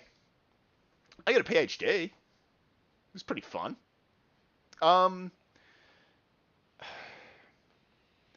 Yeah. Look, I got a PhD. I liked it. I'm glad I have it. Most people would have hated it. It's very much a choice you want to make around you as a person. Am I going to enjoy this? Am I going to like what I get out of it at the end? You should never do something like a master's or a PhD because other people think it's a good idea. That's just a way to fail. But if you are personally engaged and you would like to do something either to further your career or because you believe that you will enjoy that period, I loved it. The 4 years I spent doing my PhD were excruciatingly difficult, but just some of the best years of my life. I loved it. But that was a Dylan thing. So it's very much a personal choice. And I'm very happy to share my experiences such that others might be able to make a more informed choice. And I have this conversation with quite a lot of third and fourth year students around whether they feel they want to do that or not. But it's a personal choice, and that's how you should always consider it. Listen to everybody, ask heaps of people, listen to their advice, and then feel free to ignore it all.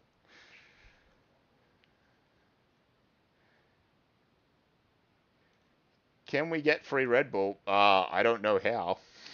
If you find out how to get free Red Bull, please let me know. I would love some.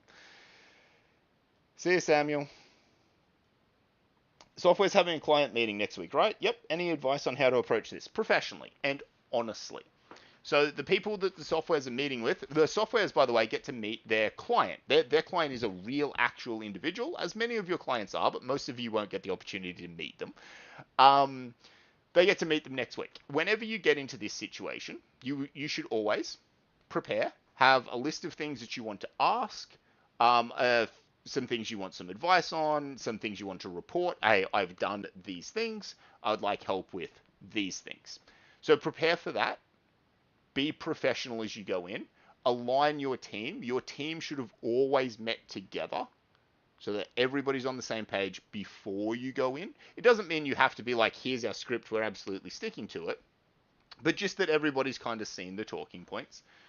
And then be professional and be honest. Don't try and give this very perfect persona to your client.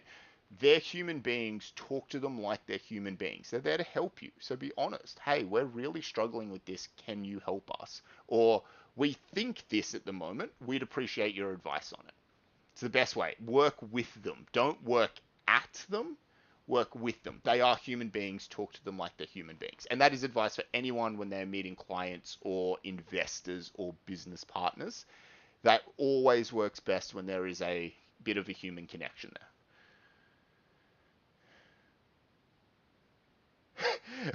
I forgot about that, Josh. That's hilarious.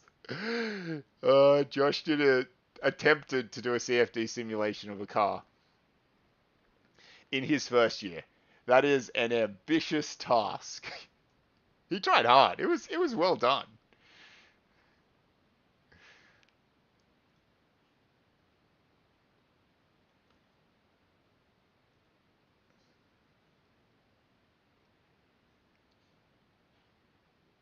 Do they still have the car sim up top of the engineering shed? Um, yeah, the driving simulator is still there. They also have two actual race cars in TA. Slightly better than the simulator. Does it open any career ways, or should a bachelor be enough? Unless, if you want to go into research, I guess this is the PhD argument again. If you want to go into research or academia, you absolutely need a PhD. It's mandatory. If not, there are some research jobs where it will absolutely open doorways for you, and outside of that, not at all. So it's kind of mandatory in some places. You want to go work at the nuclear reactor and be an instrument scientist, you absolutely need a PhD. You want to be an academic, you absolutely need a PhD. You want to be a researcher, maybe you need a PhD, or maybe you need a bachelor's and 4 years experience in the field. Because that's what you're competing with, right? It's not bachelor's versus bachelor's and PhD. It's bachelor's and 4 years of experience versus bachelor and PhD. In a stock standard engineering job, most employers would generally take degree and 4 years of experience over degree and PhD. But it depends on the type of thing you want to get into. It unlocks some doors, but it doesn't necessarily help you more than 4 years of experience in the vast majority of engineering cases. When do we get to the stage where we can help professionals with their research, and how do we go about it? Yeah, that's something you might be able to do partway through your PhD. Maybe a couple years after you get out, you would be at that stage.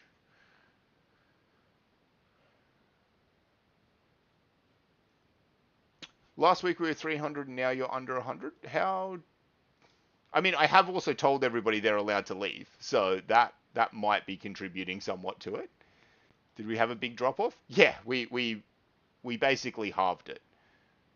And that happens. That's fine. I expect to lose some students through semester. Like our peak will go down over the next couple of weeks. That's okay. But yeah, we're well under half our peak viewership at the moment, which is fine. You're absolutely not required to be here if you don't want to be here, but I'll make the time for you if you'd like to hang. Do you know a good app on the phone for PDF converter for free? Um, you guys should all have, I think you have as students access to Adobe for free. So I'm pretty sure, and you might have to check this because I don't know. I know as a staff member, I get access to Word and Adobe for free. I just have to sign in using my staff credentials.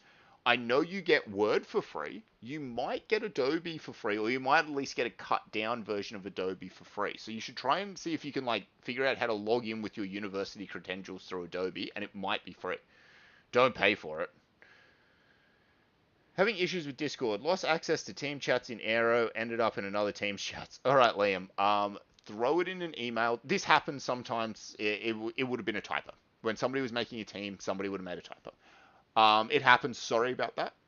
Can you please write down what class you're in, what project you're doing, in an email or a Discord message? Actually, either is fine.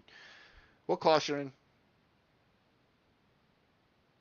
what project you're in, what tutorial you're in, what team you think you should be in, and what team you are in. And I'll try and get you moved. I know that we had a couple issues with error. I know I put a couple people in the wrong spot, so I might need to fix that up. Sorry about that. Bit off topic, but what is your opinion on engineering degrees leading to other careers in the same field? Project management, blah, blah, blah, blah, blah. Yeah, happens all the time. We're going to teach you, especially kind of my job is to teach you to be an expert problem solver. Meaning you can walk into a whole bunch of different fields, and project management being an extremely common one, but all sorts of different management roles being common, all sorts of other things as well, where heaps of people end up with engineering degrees that got them there, and you're like, how did you do that? And you basically went, I walked in and had some problems to solve, so I solved them. And thus I was good at my job. So it's really quite common to happen. It'll happen to more of you as you progress through your careers. It's a natural course of events. You'd be astounded at the amount of CEOs and COOs and project managers and stuff like that who started out as engineers. It's quite common. The VC, essentially the CEO of our university, is an engineer. Could I explain how internships work and what they look for? Yeah, I can. So there's a couple of parts to this. Most engineering degrees require you to get some work experience before you graduate. So to become an engineer, you need to pass, in general, it's not always exactly this, but in Australia, for most engineering degrees, you have to pass 32 subjects constituting 4 years of full-time study and get 12 weeks equivalent, and we'll come back to that word, but 12 weeks equivalent full-time work experience. So essentially an entire semester of work experience.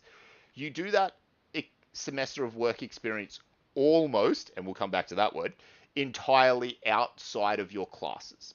So how this looks for most people is at the end of probably your second year, companies over the Christmas holidays will hire engineering undergraduates in to come in and maybe just do a bit of grunt work the first year. If you're like a second year going in, you can't do too much real engineering yet. So they might get you to do some basic engineering and learn the ropes and stuff like that. And then maybe if you're at the end of third year or in the middle of third year or something, they might get you in to do a bit more real engineering work. And often they'll do it over the summer in something like a 10 to 12 week block and get you most of that work experience in that hit. So you could call that an internship. Most people don't use that particular phrasing. They just call it employment or work experience, one of those things. But this exists. The two caveats are this. So let's talk about equivalent first. You need to do 12 weeks equivalent. If you mop the floors in an engineering workplace for 12 months, we're not going to call that the equivalent of being a real engineer for 12 weeks. We're not.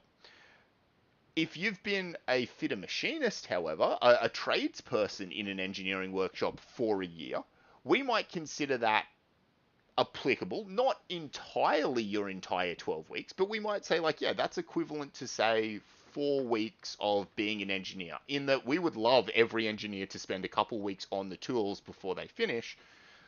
Cool. So it's 12 weeks equivalent. It's not always a one-to-one translation, and different experience can count in different ways. The other thing when I said it's almost all external to your coursework is as of maybe the year before you will have a course in your degree in, I think, third year, maybe fourth year, which requires you to get 4 weeks of experience.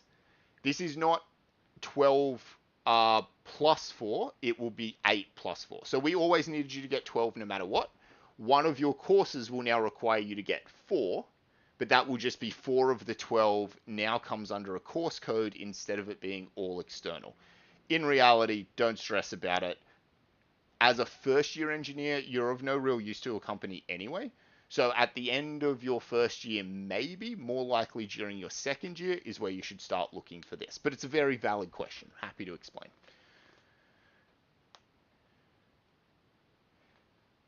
In our tutorial, you got taken down to TA. Yep. I'm assuming we can't get involved in our first year. You can. So TA is where our new teams are. New teams are amazing. I love new teams. They're student groups who go through and build rockets and race cars and autonomous vehicles, and next year this year we're launching new brewing. It's going to be awesome, and we're also trying to expand this into more things and stuff like that. And they're all these student-led teams that compete in these competitions, and they build stuff themselves, and they're wild, they're wicked cool. And we kind of recruit out of 1500 directly into a lot of the new team stuff. So in your first year, first semester, it's a hard no. Get used to university first. But after that, and predominantly into your second year, new teams will start advertising and saying, if you'd like to join us, here's the mechanism. And over the last couple of years, Alex Gregg, who runs the new teams, has done a brilliant job of making a pathway for students to get into new teams. This is something we'll talk about a little bit more as we move through semester, but it's absolutely a thing you can be part of. Maybe next semester, more likely next year, but we will keep you in that loop. And if you're not somebody at the moment who thinks, you see race cars and rockets and autonomous boats and you think mech, mecha, and aero. Actively, we are looking to change that narrative.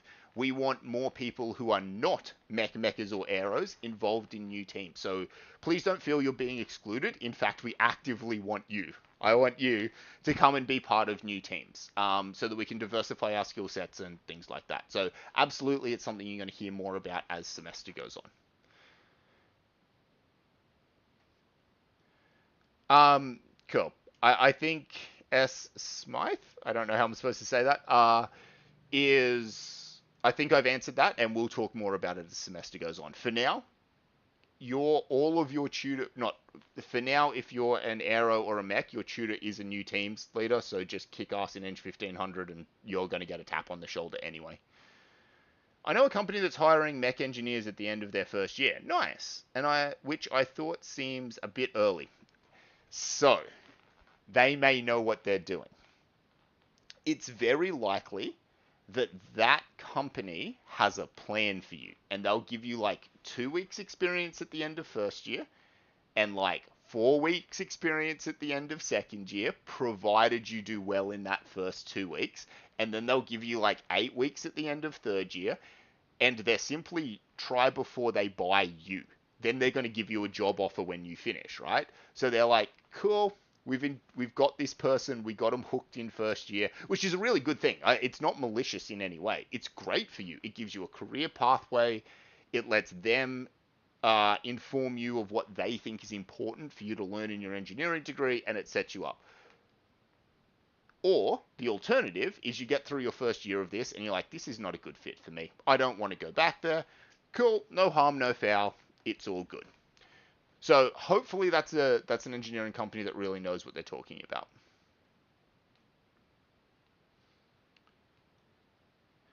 Wanting to do a placement year of my degree overseas, probably fourth year. When should I be looking into this? Before you take any of your electives. If you want to do anything overseas, you're going to want to consume your electives to do so. So don't take any electives before you've spoken to somebody about that. Cool. Software kids can also get internships, yeah. Yeah, 100%. Absolutely. Software for the racing car? Absolutely software for the racing car. 100%. The racing car at the moment is a fully electric car, but in 5 years' time, it's going to be a driverless car. So, yeah, software's for the racing car. Let us know.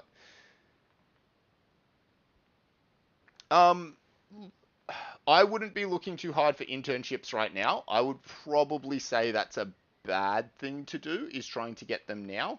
I would say the same thing I tell everybody who wants to join the new teams. Get 1 semester under your belt before you try and bite off more than you can chew. I've seen too many people try and engage too many things in their first year, first semester, and they drop the ball and they fail a course somewhere, and everything starts to unravel. I love the enthusiasm. I do. Crawl before you walk. At least get through the first 12 weeks of semester, and then be like, hell yeah, I've got this under my belt. Let's go, let's go. And you can go off and you can start engaging in some of those other things then. Most of these internships will be unpaid. It's just how it is. Most companies will lose money on you whilst you are a first year, second year, and probably a third year. They are losing money by taking you for free. They are doing it partly because they're aware that Engineers Australia says they must have 12 weeks. And they know if they don't lose money on you, they won't have engineers that they can hire in 2, 3, 4 years' time. That's pretty much standard across most university degrees. Most work experience is unpaid. Some of them do pay, but they're generally extremely competitive. Again, Don't try and get an extremely competitive position 3 weeks into university. Get some stuff behind you, organize yourself, get some runs on the board, and then go out looking for them. But expect your first couple to probably be unpaid. It's just how it is. It's hard. I fully acknowledge that it's hard. I'm not trying to say get over it. I'm just be aware that is the reality of the situation. New Teams doesn't sponsor you to work on those projects, do they? No, New Teams will never pay a student ever. That is ethically absolutely the wrong thing to do. All of the competitions that all of these students are in, so they're Australia-wide or Australasian or actually international competitions. So New Rocketry is going to Spaceport in like 4 months. They're going to the States to compete. In all of these competitions, they are student competitions, and it has to be students. Once you get paid, you are an employee, and that is unacceptable. That would be horribly unethical to start paying people to work on the project. So it is not ever done. It's just not how that game is played. And you won't need, being part of New Teams is a reward into itself. It is a brilliant culture. It is something you just want to be part of. Cool. Is there anything else I can help anyone with? Most people have gone already, which is totally fine, and that's good. Just wanted to check. If there's anything else I can help you with, please let me know.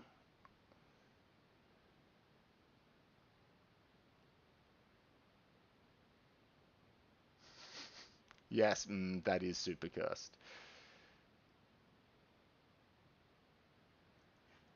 Does the university pay for materials, flights to the US, accommodation? They absolutely don't pay for flights to the US, but they do support the teams to a large amount. So you don't pay for like the steel that you use to make the thing, but stuff like personal travel you do pay for. It's an in-between thing. Again, don't stress about it. It's a great thing. It's an awesome thing to aspire to. It's absolutely something you want to be part of. Get through semester 1 first, and I will personally take you into the New Teams building and show you around and answer your questions. I promise.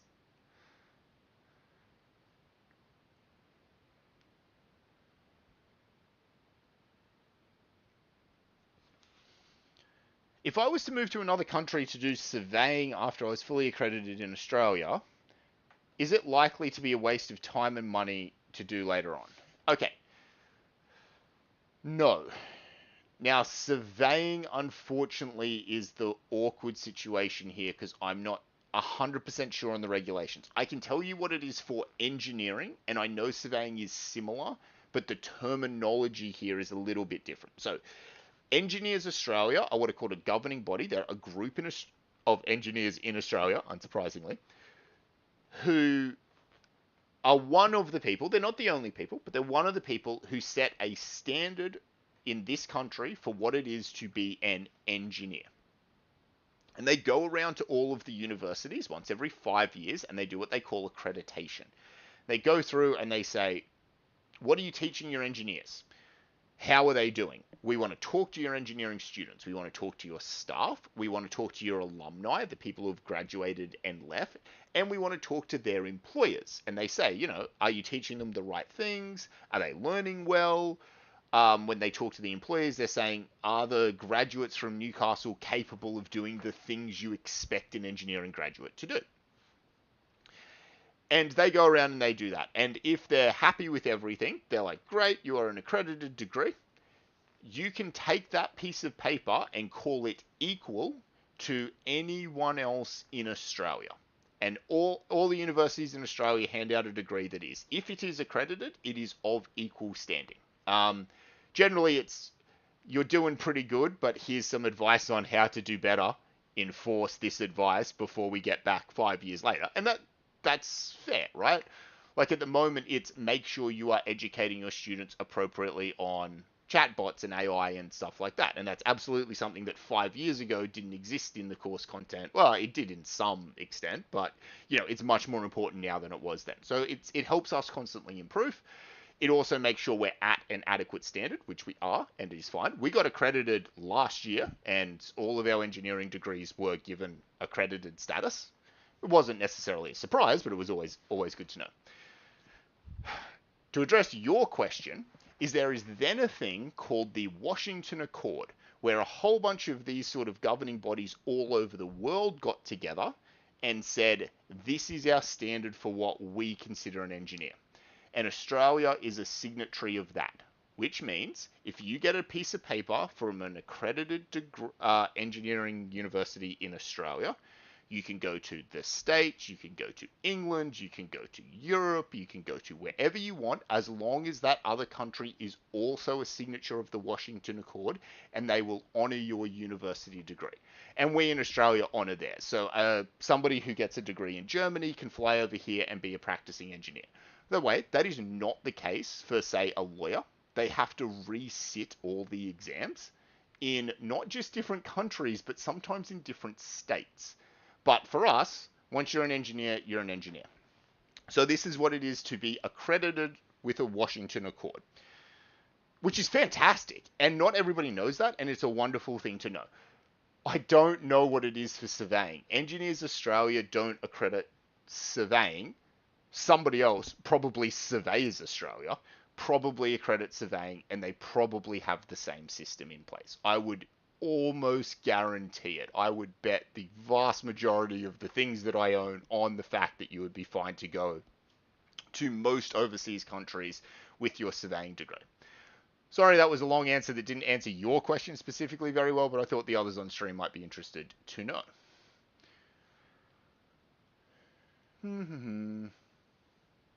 Yes, new teams does take on part-time. When do we start learning teamwork? Week 4 or week 6. It'll see how the lectures play out.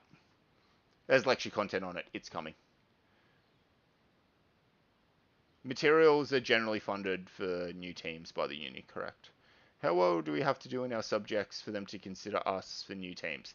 It depends. It's not strictly how you do in your subjects. It's generally how you engage. We're looking for active, engaged people in new teams. Not necessarily, hey, I got 99 in everything, but everyone in the room hates me and refuses to work with me. You're not coming no matter what. But hey, I was active, I showed up, I engaged. I find some of the maths pretty hard. Yeah, man, so do lots of us. That's okay. Cool. Sem 1 is not literally the prologue, but yeah, there is a little bit of try before you buy. What's the likelihood of claiming travel costs on tax for new teams? 0. Absolutely 0. Can you use me as a reference? No. Unless you know me personally, you can't use me as a reference ever, and you should never do that. Because if you apply for a job and they know what they're doing, they will ask me a question about you that I cannot answer unless I actually know you, at which point they will throw your resume in the bin. If you're going for a job at Macca's and you need 2 references, anyone will do. I do a lot of these for my 4th year students and the people I work very closely with, and I've done a bunch of these for people going for military jobs. Absolutely, if I did not know this person for several years, I would not be able to answer the questions that they ask me, and that will immediately get your application disqualified. So I understand it's quite difficult.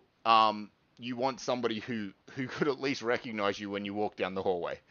It sucks. I know it sucks for undergraduate students, but I can't help you there. I'm sorry.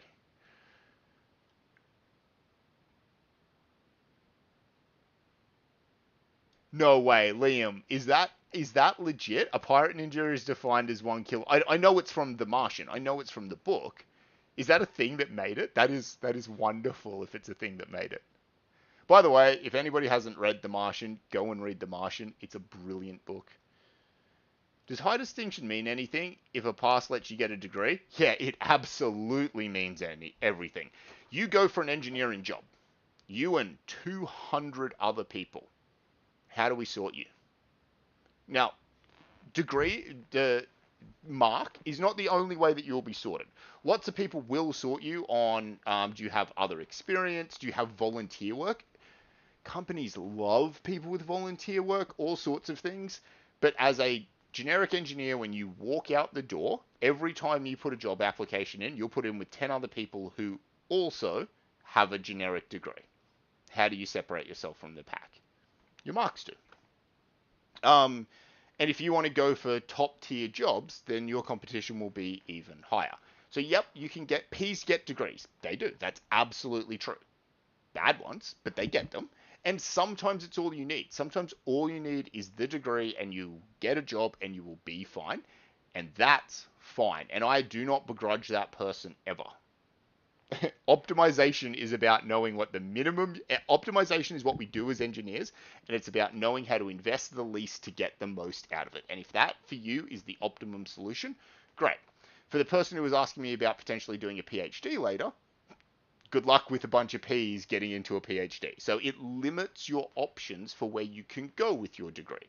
And maybe you're totally happy with that. Maybe you're not. It does matter, but yeah, it's not the be all and end all. Hey, we use so much Imperial in this country. You walk into Bunnings, you can still buy more timber that is 42 mil by 19 mil than you can. If you walk into Bunnings and you buy bits of timber, I don't know what project you're doing, but a really common thing to buy from Bunnings is 42 by 19. Why is it 42 by 19 instead of 42 by 20? Because 19 millimeters is 3/4 of an inch. We call it 19 millimeters, but we're using as much Imperial as we ever were. No, we're not using as much Imperial as we ever were, but we're still using heaps of Imperial in this country.